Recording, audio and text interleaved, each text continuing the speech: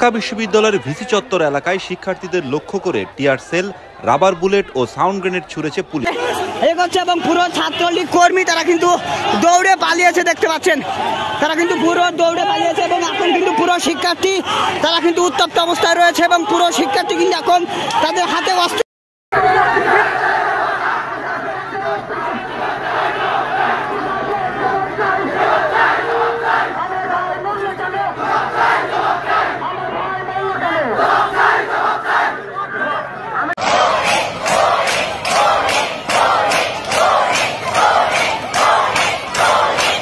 মিত্র হযরত ইমাম হোসেন ও তার পরিবারের সদস্যরা শহীদ হয়েছিলেন। আমি তাদের প্রতি গভীর শ্রদ্ধা জানাচ্ছি। 1975 সালের 15 আগস্ট বাংলার মাটিতেও জাতির পিতা বঙ্গবন্ধু শেখ মুজিবুর রহমানকে সপরিবারে হত্যা করে আরেক কারবালা বাংলার মাটিতে সৃষ্টি হয়েছিল। যারা শাহাদাত বরণ করেছেন আমি তাদের প্রতি শ্রদ্ধা জানাচ্ছি। 1971 সালে মহান মুক্তিযুদ্ধের 23 লাখ শহীদ এবং 2 লাখ নির্যাতিতা মা বোনের প্রতি শ্রদ্ধা জানাই। প্রিয় দেশবাসী, আজকে অত্যন্ত বেদনা ভারাক্রান্ত মন নিয়ে আপনাদের সামনে উপস্থিত হয়েছি। লাখো শহীদের রক্তের বিনিময়ে অর্জিত স্বাধীন বাংলাদেশের জনগণের আর্থসামাজিক উন্নয়নের জন্য নিরলসভাবে পরিশ্রম করে যাচ্ছি। বিগত 15 বছরের মধ্যে বাংলাদেশের মানুষের ভাগ্যের পরিবর্তন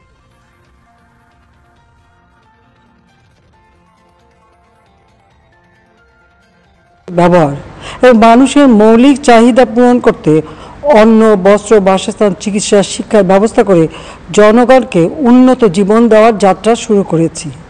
অনেক সাফল্য অর্জন করেছি।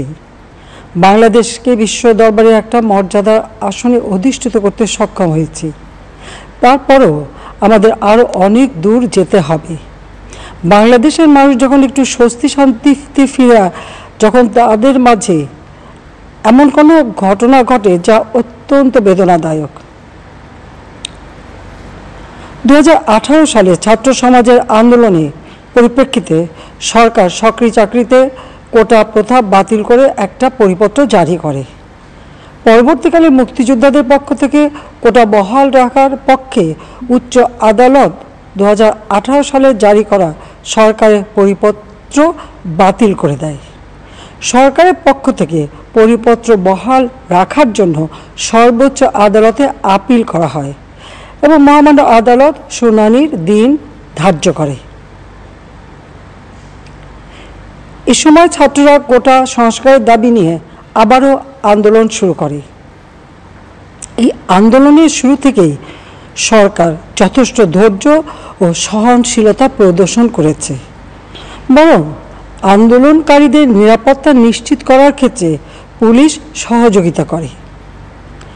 মহামান্য রাষ্ট্রপতির কাছে যখন আন্দোলনকারীরা স্মারকলিপি প্রদান করার ইচ্ছা প্রকাশ করে, সেক্ষেত্রে তাদের সুযোগ করে দেওয়া হয় এবং নিরাপত্তারও ব্যবস্থা নেওয়া হয়। অত্যন্ত পরিতাপের বিষয় হলো কিছু মহল এই আন্দোলনের সুযোগটা নিয়ে অনাকাঙ্ক্ষিত উচ্চাবিলাস চরিতার্থ করার সুযোগ নিয়ে সন্ত্রাসী কর্মকাণ্ডে লিপ্ত হয়।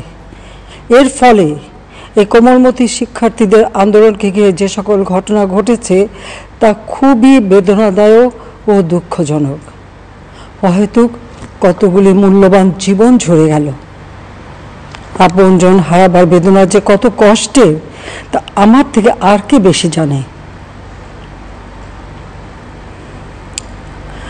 যারা মৃত্যুবরণ করেছে তাদের আত্মার মাগফিরাত কামনা করছি। পরিবারের সদস্যদের প্রতি গভীর সমবেদনা জানাচ্ছি। আমি প্রতিটি হত্যাকাণ্ডের নিন্দা জানাই। যে সকল ঘটনা ঘটেছে তা কখনোই কাম্য ছিল না। চট্টগ্রামে সন্ত্রাসীরা বহুতল ভবনের ছাদ থেকে ছাত্রদের হত্যার উদ্দেশ্যে নির্মমভাবে নিচে ছুঁড়ে ফেলে দিয়েছে। অনেক ছাত্রের হাত পায়ের রগ কেটে দেয়, তাদের উপর লাঠি পেটা ও ধারালো অস্ত্র দ্বারা আঘাত করে। একজন মৃত্যুবরণ করেছে, অনেকে মৃত্যুর সাথে পাঞ্জা লড়ছে। ঢাকা, রংপুর এবং রাজশাহী বিশ্ববিদ্যালয়ের উপাচার্যের বাসভবন ও ছাত্রছাত্রীদের আবাসিক হলে অগ্নিসংযোগ ও ভাঙচুর করা হয়। সাধারণ পথচারী, দোকানিদের আক্রমণ, এমনকি রোগীবাহী অ্যাম্বুলেন্স চলাচলে বাধা প্রদান করা হয়। মেয়েদের হলে ছাত্রীদের উপর আক্রমণ করা হয়েছে এবং লাঞ্ছিত করা হচ্ছে। আবাসিক হলে প্রবোজদের হুমকি দেওয়া হয় এবং আক্রমণ করা হয়েছে। শিক্ষকদের উপর চড়াও হয়ে তাদের গায়ে হাত তোলা হয়েছে। আমি বিশ্বাস করি যারা কোটা সংস্কার আন্দোলনে জড়িত তাদের সাথে এই সকল সন্ত্রাসীদের কোনো সম্পর্ক নেই, বরং সন্ত্রাসীরা এদের মধ্যে ঢুকে সংঘাত ও নৈরাজ্যকর পরিস্থিতির সৃষ্টি করছে। এই ধরনের ঘটনার সঙ্গে যারা জড়িত তাদের চিহ্নিত করে উপযুক্ত শাস্তির ব্যবস্থা করা হবে। যারা হত্যাকাণ্ডের শিকার হয়েছে তাদের পরিবারের জন্য জীবন জীবিকা নির্বাহের ক্ষেত্রে যে সহযোগিতা দরকার তা আমি করব। আমি দ্ব্যর্থহীনভাবে ঘোষণা করছি, যারা হত্যাকাণ্ড, লুটপাট ও সন্ত্রাসী কর্মকাণ্ড চালিয়েছে, এরা যেই হোক না কেন, তারা যেন উপযুক্ত শাস্তি পায় সে ব্যবস্থা নেওয়া হবে। আমি আরও ঘোষণা করছি, হত্যাকাণ্ড সহ যে সকল অনভিপ্রেত ঘটনা ঘটেছে সুষ্ঠু ও ন্যায় বিচারের সাথে সে সকল বিষয় বিচার বিভাগীয় তদন্ত করা হবে। কাদের উস্কানিতে সংঘর্ষের সূত্রপাত হলো, কারা কোন উদ্দেশ্যে দেশকে একটি অরাজক পরিস্থিতির দিকে ঠেলে দিল তা তদন্ত করে বের করা হবে। আমি আন্দোলনরত কোমলমতি ছাত্রছাত্রীদের নিরাপত্তা নিয়ে অত্যন্ত উদ্বিগ্ন। এই সন্ত্রাসীরা যে কোনো সময় সংঘাতের পরিবেশ তৈরি করে তাদের ক্ষতি সাধন করতে পারে। তাই শিক্ষার্থীদের পিতা মাতা, অভিভাবক এবং শিক্ষকদের প্রতি আমার আবেদন, তারা যেন তাদের সন্তানদের নিরাপত্তার বিষয়ে সজাগ থাকেন। একই সাথে সকল শিক্ষা প্রতিষ্ঠানের ছাত্রছাত্রীদের নিরাপত্তার বিষয়টি বিশেষভাবে নজর রাখেন। সরকার হাইকোর্টের রায়ের বিরুদ্ধে সর্বোচ্চ আদালতে আপিল করেছে। আপিল আদালতের শুনানির দিন ধার্য করা হয়েছে। আদালত শিক্ষার্থীদের কোনো বক্তব্য থাকলে তা শোনার সুযোগ সৃষ্টি করে দিয়েছে। এই আইনি প্রক্রিয়ার মাধ্যমে সমস্যা সমাধানের সুযোগ রয়েছে। এই আইন প্রক্রিয়া সমাধানের সুযোগ থাকা সত্ত্বেও রাস্তায় আন্দোলনে নেমে দুষ্কৃতিকারীদের সংঘাতের সুযোগ করে দেবেন না। সর্বোচ্চ আদালতের রায় আসা পর্যন্ত ধৈর্য ধরে অপেক্ষা করার জন্য আমি সকলকে বিশেষভাবে অনুরোধ জানাচ্ছি। আমার বিশ্বাস আমাদের ছাত্র সমাজ উচ্চ আদালত থেকে ন্যায় বিচারই পাবে, তাদের হতাশ হতে হবে না। ইনশাল্লাহ মুক্তিযুদ্ধের চেতনায় আমাদের প্রিয় মাতৃভূমিকে সকলের সহযোগিতায় স্মার্ট বাংলাদেশ হিসেবে গড়ে তুলব।